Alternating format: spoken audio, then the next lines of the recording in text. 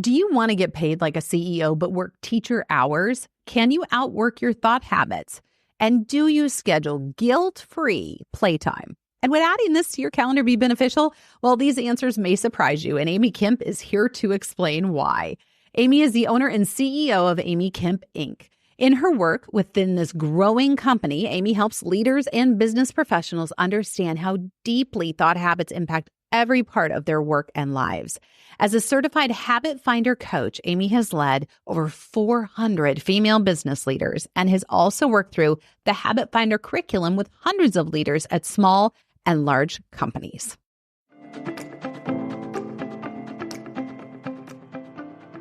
Do you love interior design but can't make the business side work? You've come to the right place. Welcome to Success by Design, mastering the business of interior design. Whether you want to elevate in your current interior design firm, start your own firm, or move the needle when it comes to your existing firm's trajectory, this is your masterclass, and I'm your host, Katie Erickson. Learn from my mistakes as I built a coast-to-coast, multi-million-dollar interior design firm. I share nearly 20 years of serving as a university professor of undergraduate and graduate business courses with you. And best of all, I bring in experts in all things business and interior design. Class starts now. Hey, Amy, welcome to the show. Thank you so much. I'm happy to be here. We are so excited to have you. If you could give yourself a title, what would it be? I think entrepreneur probably is the most encapsulating. I seem to be a creator of businesses throughout my life. If I look for themes, that would be one. I mean, in different iterations, I also would definitely say guide, fellow traveler. Just sort of someone that has traveled the road with other people and done that really intentionally. Yeah, that's a beautiful piece of advice I always love to share is get busy running your race and see who shows up next to you. It applies professionally. It applies to dating and marriage and friendships and so many things. I think sometimes we go out seeking instead of saying, I'm just going to let my natural tendencies propel me forward and then seeing who shows up for the conversation, right? Absolutely. And the right people always show up just when you need them, without question. Isn't it crazy how that happens when you just let it happen? And all of a sudden you look over and you're like, well, hey, look at you over there. I didn't know I need you, but I totally needed you.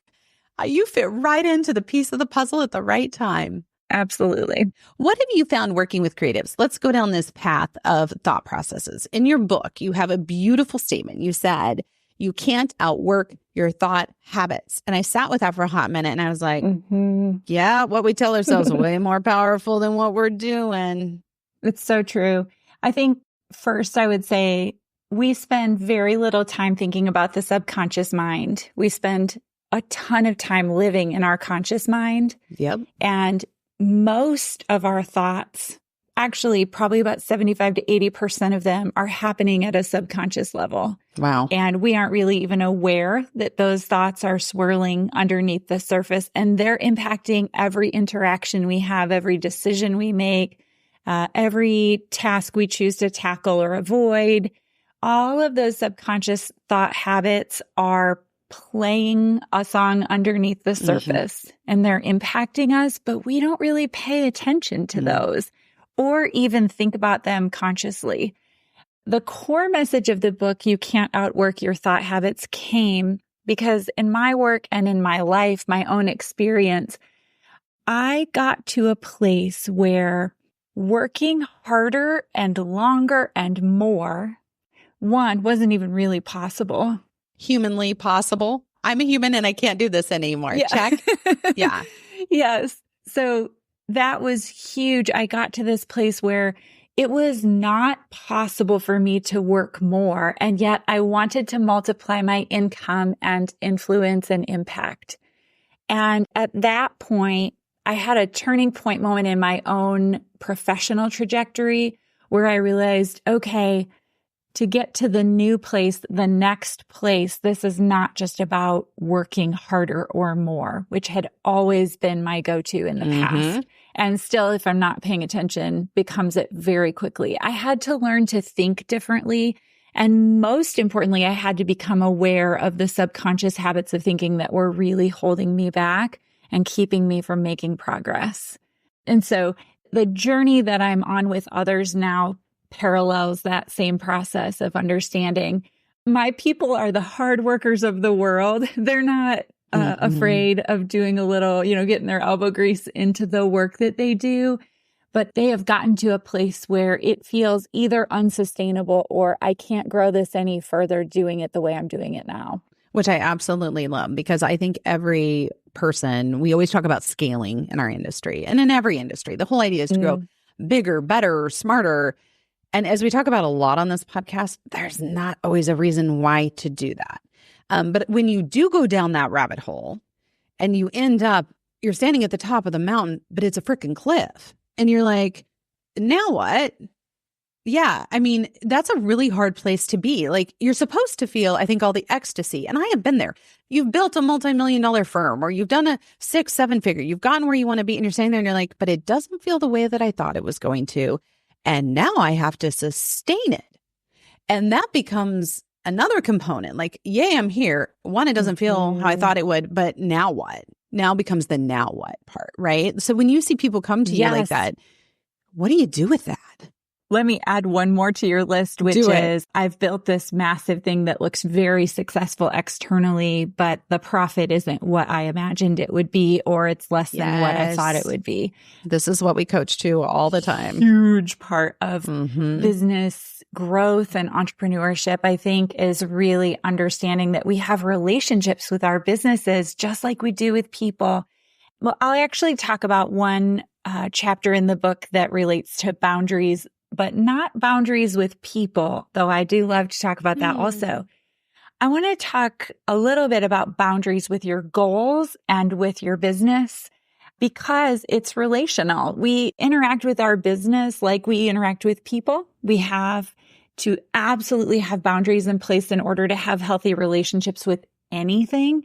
And so in this arena, and particularly, I find most of my clients are women. We set the big goals and we are ambitious, which is why we're entrepreneurs and business owners, without taking into account the wholeness of our lives. So I work a ton with people on how to set goals with boundaries. So I'll give you an example. In my business, my goal is to work like a healthy teacher. I'll say healthy teacher because I work from like 8 to 3:30. And then Monday through Friday, I don't do weekends. I don't do evenings. And I take light summers. I do still work in the summer, but not really as much at all. And then I take breaks when schools have breaks typically. So Christmas, spring break, those types of things, fall break. And so I want to work like a healthy teacher while getting paid like a CEO. Love it. That is a beautiful goal. It's a great goal. Who doesn't think that's a great goal? But if I have the goal of getting paid like a CEO alone, which is my goal unapologetically because I'm worthy of it, without the boundary of quality of life, I have no framework through which to make decisions when opportunities arise. So I tell the story in the book about, this is it still kind of pains me, I'm not going to lie, but a woman got in touch with me and she was my ideal client. I mean, in every way, I was like, you are my people. I know the work I can do with Habits of Thinking can serve you. And we had this really meaningful, rich conversation. We get to the end and she's like, I don't even need to think about it. I'm ready to move forward. I want to work with you. And at the highest level. So I'm like, great. Only one thing, she says, I can only meet in the evening. Oh, because her business was running her rather than her running her business. Right. And I said, okay, I'm going to need to think about that because I'm still so at risk of saying yes. Yeah. Especially in the face of real need. And so I said, I'm going to need to sleep on it and then I'll get back with you because I don't typically work with people in the evening. I slept on it and woke up and knew I had to say no. Good for you. So I contacted her. I said, is there any way you can do during lunch? Or, I'll flex with you. With her. It's just going to be during normal business hours. Yeah. Yeah. And she said, no. And I said, if I say yes, I can't with integrity teach you any of the principles upon which my business is built, and it won't benefit you. And then I'll be resentful. It's not going to be in service of either of us. So saying you want to work like a teacher and get paid like a CEO sounds super cool in theory, and until you have the very cool woman in front of you that you'd love to serve, and you even have to say no there, that's where kind of the boundaries with your business, like the rubber hits the road, so to speak. Well, and I love what you said. There was such a golden nugget in there. If you want a healthy relationship with anything in life, it requires boundaries. It does. Nobody teaches that, especially to women, I feel like. Ugh. Whether it's your relationship with your spouse, your business, your kids. And you can be like, Katie, what do you mean you need boundaries in all those areas? It's your kids. Oh my gosh. Yes, you need boundaries.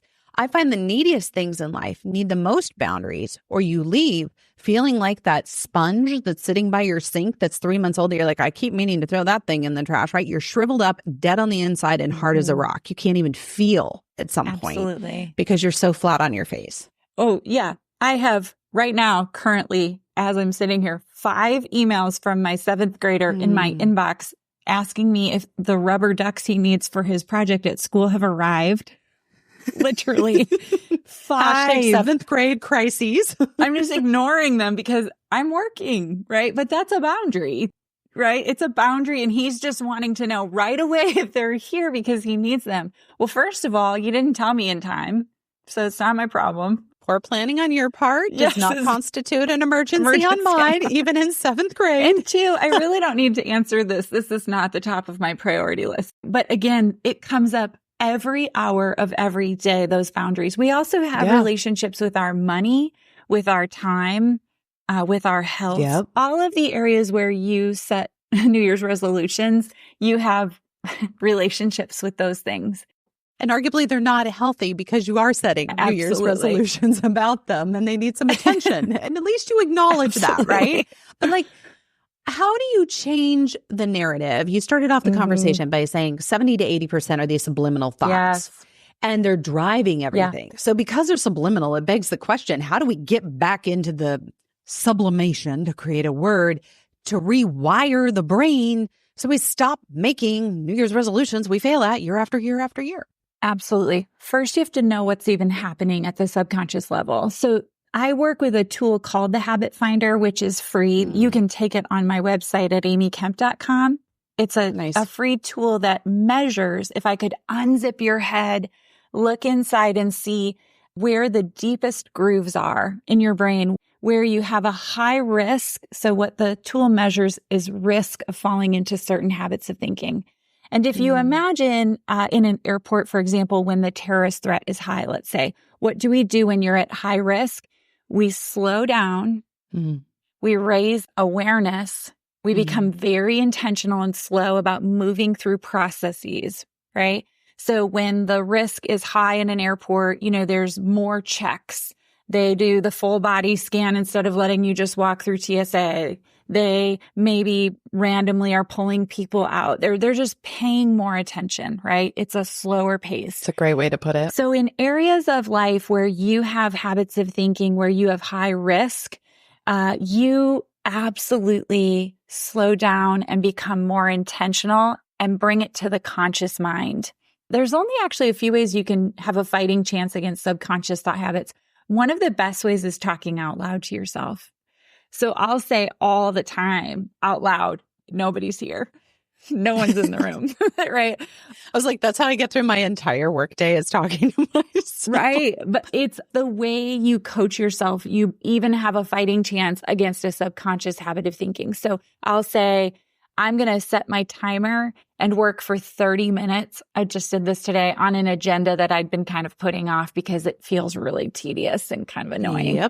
And so I set the timer and did it, but I had to say out loud, I'm going to do that right now. I'm setting my timer and I'm putting away everything else to focus on this for 30 minutes. I'm going to just focus on that to override all of the other habits of thinking that are playing at me in that moment, the procrastination and all of those other things. It's really interesting work because, one, it's not overnight change. Although I don't know that any sustainable change is. It's very incremental. very tiny shifts, tiny, tiny, tiny choices you're making every day that really make a big impact. Which I think when we use the like bow and arrow analogy, right? Just that tiny little sliver of that difference when that arrow leaves the bow and you put it 30 yards downfield dramatically changes everything. Dramatically. But in our culture, we don't operate that way. We want it fast, easy, simple. I mean, look at Ozempic, and no judgment to anybody who uses it. I mean, what a tool. But look at how that's flown off the shelves, right? Because it's fast, easy, simple. We are trained. That comes intuitively, especially to us as Americans, I think. Like when things get hard, I find that we want to do the exact opposite of what you described in your airport analogy, which I think is great when there's a heightened terrorist threat, right? Like slowing down, being intentional, whatever. In our businesses, a lot of times when you feel things are going off the rails, it's like, we got to get to it. We got to make this move. We got profits to meet. We have deadlines to make. We have checks to write, right? And so I think for a lot of entrepreneurs to be told to slow down, that's not something we're taught. It's the hustle that gets us where we need to be. What truth do you speak into that space of, no, just take a deep breath, take a hot minute, and slow it down? Because I don't think that's intuitive for 90% of us, especially as women. I know. To me, the analogy is like if you're riding your bike in I never know if it's a lower or higher gear. I think it's higher if you're going faster. Yeah, there we go. But whatever. It's like this. In order to go further with less effort, you have to shift the gear and slow down, and maybe you'll have fewer revolutions per hour, but you're going to be actually traveling a further distance. Ooh, I love that analogy. I think I need to give an example because I feel like it needs to be really concrete for people to really understand what that looks like on a day-to-day basis. I'm empathetic and I have a really high risk of taking on responsibility for other people's issues. I want to help them solve things. I want to relieve pressure from them. So I have a high risk of bringing their stuff with me, which at a certain point in my business resulted in me not really wanting to grow the business because it felt so heavy to carry everyone's stuff with me, especially when I was developing leaders and I was really holding the responsibility of their success or failure as a leader. And so I have a couple of exercises that I do to slow myself down. Well, one is just the pace of, that's why I work like a teacher, because I have plenty of time to do more work than I do. I don't have the emotional capacity to do it in a way that's healthy, right? So I don't have the emotional energy. Can you say that one more time? Because I feel like our audience really needs to hear this, because it's not just about your outputs. It's about being human. And just because it's intangible doesn't mean it's not highly relevant to creating sustainability. Say it again. I have time in my schedule that I could work until 5:30 or 6. I really could, but I don't have the emotional energy or the capacity to do it in a way that's healthy. At a certain point, then I find I start to take stuff on. I start to feel it more deeply. And so I really have to limit the amount of time that I'm doing the really intense emotional labor that I do with clients so that I don't fall into that habit of thinking. But a lot of times that means at 3:00, I'm just outside waiting in the yard, or I'm not doing it. I'm not leaving work because I have somewhere to be. I'm just at capacity. That's all that I can give before it becomes a diminishing return. But I also do a few things around that, even physically, to separate myself. One thing I will always do in a conversation is imagine, and I love this even when you're working with clients in a service capacity where you're helping a client achieve a specific goal. I imagine that we're like weaving a beautiful ribbon of many different colors together as we talk and create together, right? And we're kind of co-creating in that conversation. But at the end, I always will shut off my Zoom and I will kind of do this motion like scissors with my fingers, like I'm cutting the ribbon. And I will say out loud, what's mine is mine and what's yours is yours. That is so practical. I love this. Yeah, to signify this is their responsibility in this journey. This is mine. And my role is very clear to provide input, to provide feedback, to provide next steps, to provide a service, yes, but then they also have a responsibility and they get to take that part with them. It's really helpful in any client, business owner, service provider type of a relationship, really. You can start to take on too much. And then it just becomes heavy and exhausting. And subconsciously, you'll just stop acquiring clients because you really don't want any more of that. It doesn't feel fun. Well, absolutely. No, it doesn't feel fun. And I love it because it does feel tangible when you're in that space. I've been in that space, but it literally feels like that whole taking your work home with you thing. I'm like, did it ever leave? And there are times I've hit that wall and I'm like, no, you just have to check out because you have to check out and then you can open up that space again. Like you said, weeding whatever it is to check it at the door.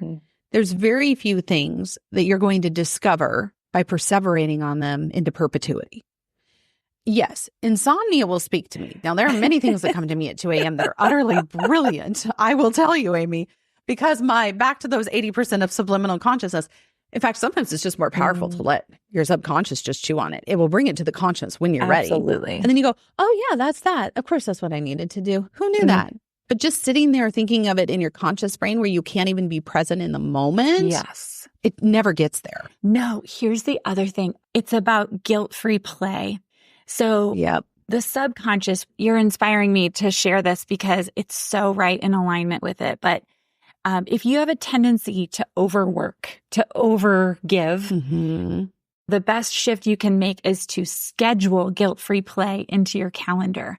So what this looks like is... I love this tip. It's so practical. Oh, this is so fun. So every Thursday from 6 to 8, you will find me playing pickleball. It is in my calendar. I don't miss it. It's like my favorite thing in the whole world. I have tomorrow scheduled the farmer's market, going to a baseball game. Like I have scheduled things that are fun on a regular basis into my schedule. Here's what happens. When you have scheduled guilt-free playtime, you have a higher quality of work because you're looking forward to something and you know there's an end in sight. Like this is my last call of the day before the long weekend. I'm so pumped about some of the things I'm going to get to do, right? But I'm so energized because I know I have fun, all the work that I needed to do today with focus, knowing that. Then, because I do my work with great quality, I can actually enjoy the play. I don't feel guilty about doing it. I'm fully present, not worrying about the work, which then creates inspired creative ideas. That's where our brain gets to play. That's where you come up with the solution to the problem you've been chewing on, or a vision for something new that you want to create, or a new initiative, or a new marketing idea, or a new... Even just like a client, I'll sometimes think of a client and then think of something that they could really use or need, right? That's because I've freed my brain up to play and be creative like a child. And then that leads you back to work, which is a higher quality of work again, because you're bringing these inspired ideas to the space. But it all starts with scheduled guilt-free play.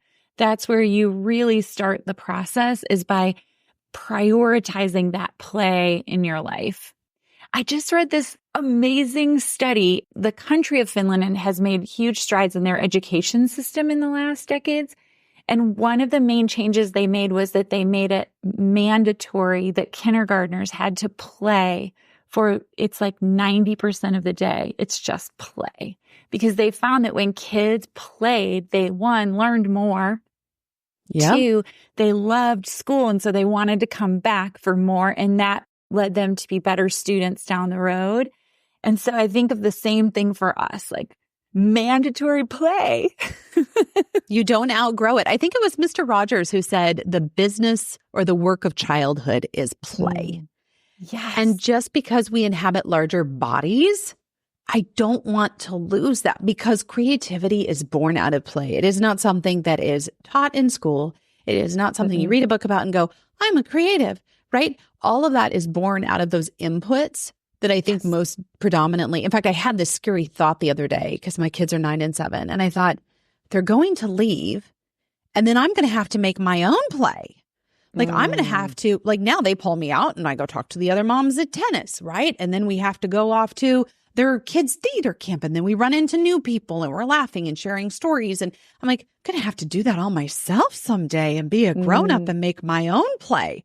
And I think it's easier when you do have kids to find a slot for that sometimes. But the reality is that it can also backfire on you. Wherever you're at, whether you have kids, you don't have kids, you want kids, play is important. We shouldn't just be like relying on kids to provide it and bring it to our lives. 100%. And it also just lights you up. You're an attractive person when you're doing interesting things. And think about the best ideas you've ever had. Yes. They either came in the shower when you were listening to great music, you were at a concert, you were at a picnic, you were talking to friends over dinner. You weren't looking at a spreadsheet. No, maybe the accountants amongst us, but for the remainder of the creatives, no. Again, well, that's true. Maybe accountants are inspired by the spreadsheet, but I love a great spreadsheet too. So I love spreadsheets actually, which is funny, but that's not where my creative ideas come from. Yeah. So there is a time and place for that work. But if you want inspired ideas, even on handling personnel issues or handling personal conflict or trying to figure out how to address a sticky situation, creativity isn't all art. It's also in our art of interacting with people, in the art of building a business. Businesses are super creative spaces. I love the creativity of growing businesses. So I just find that everything is better when we have that part of us stimulated on a regular basis. And the only way to do that is to play.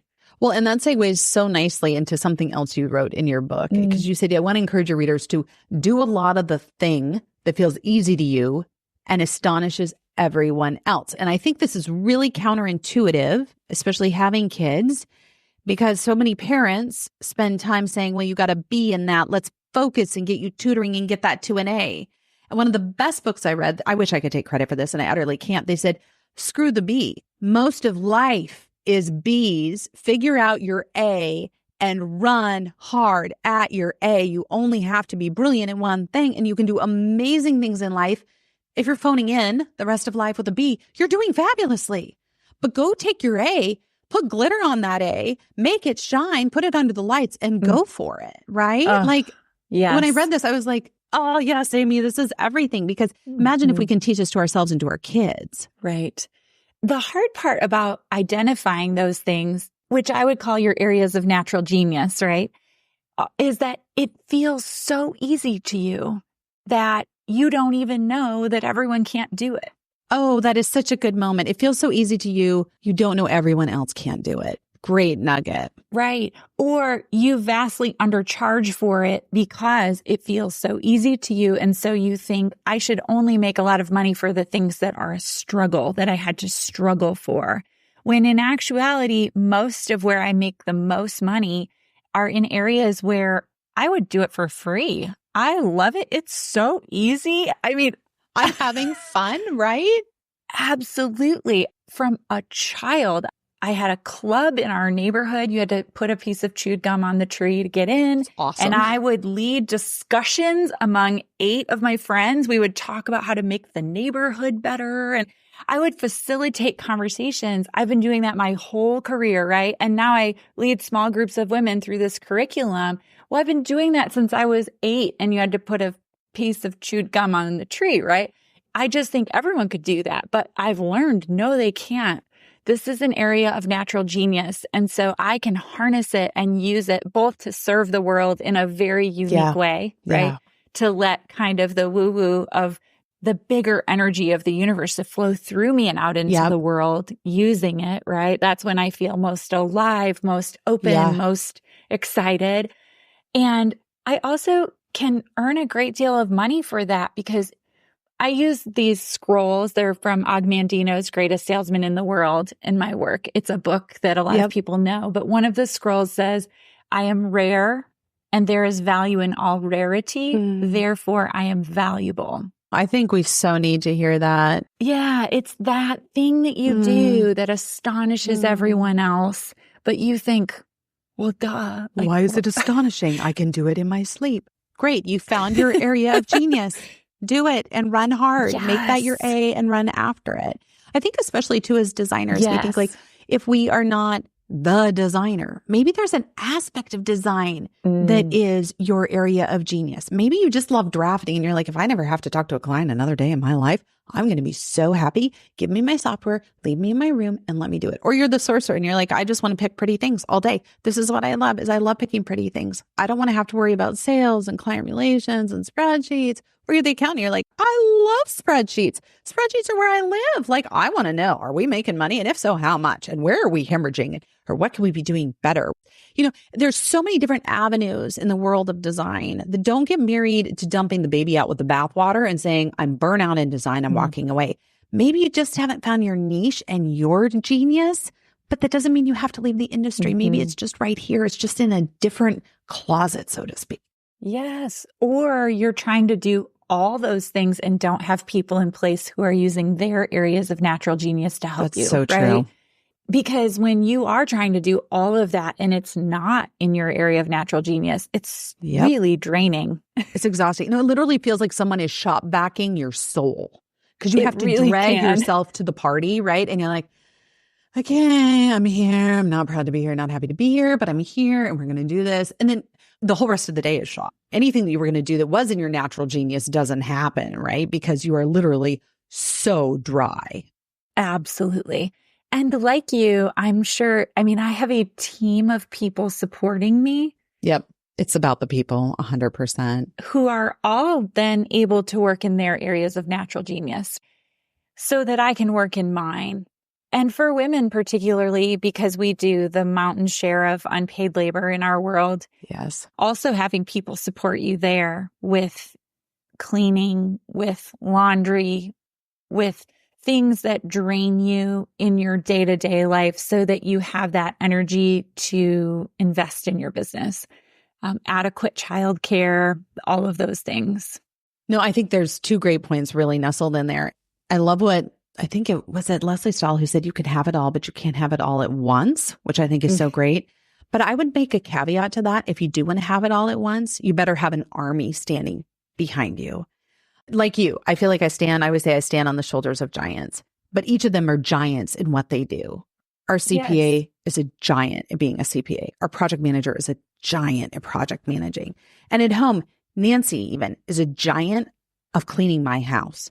Because I can't sit here in this space with you if you think that I have time and that I am capable of that. One, I'm deeply flattered. Two, it's completely unrealistic. Like I'm telling you right now, I'll never forget when I got married. We're coming up on 13 years of marriage. And my husband, apparently he didn't realize when we were dating that I had a housekeeper. And so it was hilarious. We get married, we move in together. And he's like, who's this person? I'm like, cleaning. Cleaning's coming to save the day, I will mind you. He's like, wait, you never told me you had a cleaning person. I'm like, it wasn't my obligation to tell you I had a cleaning person. Do you really think I can run a business and teach and do all these things and still have time to clean? No, I'm going to hire somebody who's way more efficient, who knows all the products, who knows what needs to be done, who can see the things I can't see. And I will gladly pay them to do that because that is their natural genius and it's not mine. Like our cleaner, I will tell you, she is amazing. She sees things. She's like, oh, I did all of the wood surfaces today. I'm like, wait, what? What just happened? That's incredible. I wouldn't even think to do all the wood surfaces. I didn't even know there were wood surfaces. Yeah. She's like, they look great. I'm like, and she'll send me text pictures afterwards of how excited she is about what she cleaned. And I just heart everything because I'm like, natural genius. This is such a great example. Right? Plus, here's the other thing. This is actually all of chapter 9 of my book is about unpaid labor. It is exactly what you're talking about right now, is celebrating, letting other people help you and growing the economy by doing that and supporting another woman's business, right? That will come back to bless you. It just comes back reciprocally. But we are on average, there's an actual unpaid labor survey in the book. And most women on average are doing it's between 20 and 40 hours of unpaid labor a week that we're doing. And that includes making appointments, shopping for clothes, cleaning out closets, preparing for holidays, party preparation. My son is graduating from high school and my husband has no idea about one thing having to do with the graduation party, which is in about 10 days. He has no idea, right? Wouldn't you love that luxury, by the way? Or the fact that you have to send in the baby picture for the graduation itself and all of the parties of everyone else's kids. Yeah, right? Don't even. She's like, you're stressing me out already. And all the other grad party invitations that are sitting here that I need cards for and gifts for. And yes. Okay. All that to say, though, I actually think men are just smart enough to know I can't do all of that and work full time. And I would not even try because it's so ridiculous to think that a person could. Ooh, I love that. Even to be complimentary of them, right?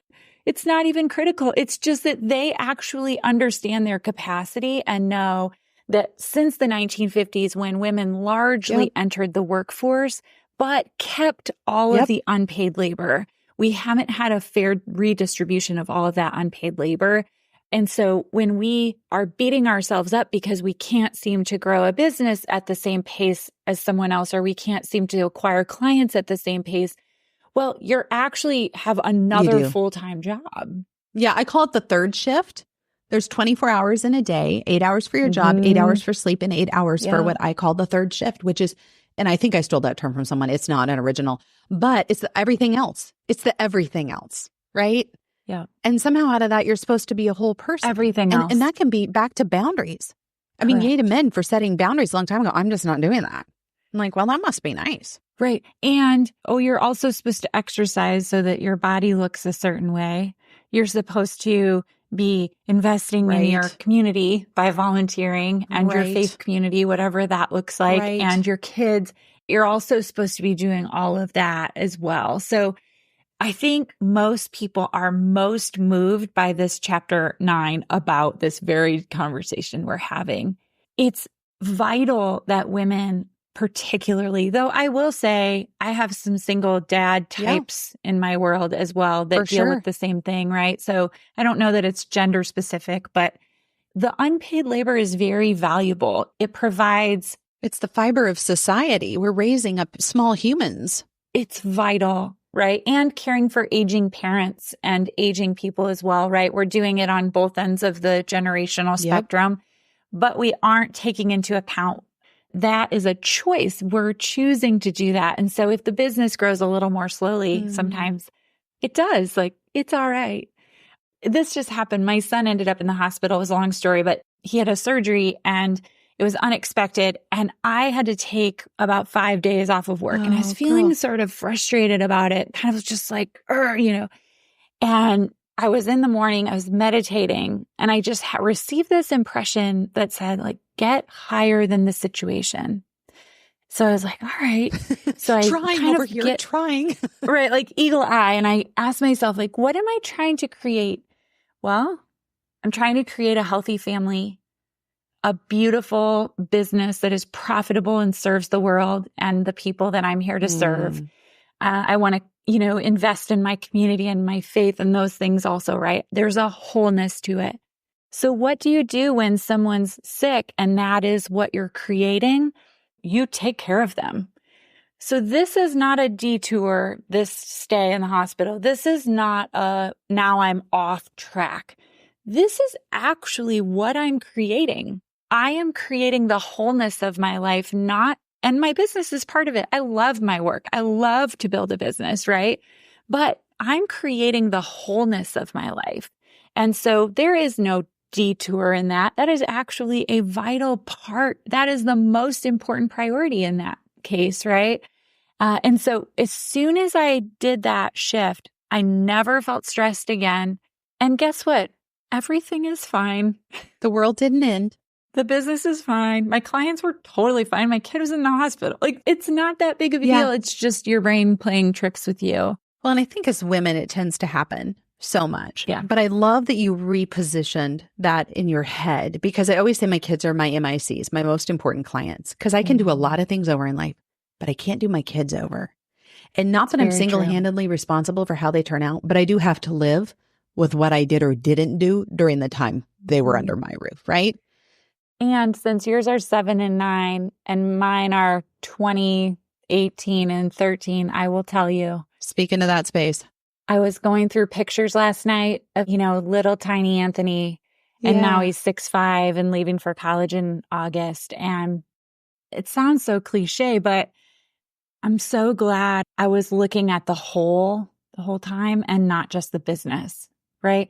And I've built really successful businesses. So it's not like you have to sacrifice one for the other, but I'm so glad that I did keep that in mind. If I win everywhere else but lose here, none of it is worth it. None of it is worth it. 100%. And so there's this quickness. I think I just heard someone describe parenting like a roller coaster where it goes really slow when they're little babies. Like the days are so long. That is such a good analogy. And then they get to school, and really, especially when they get to like junior high, it's just like a whoosh down and then they're out.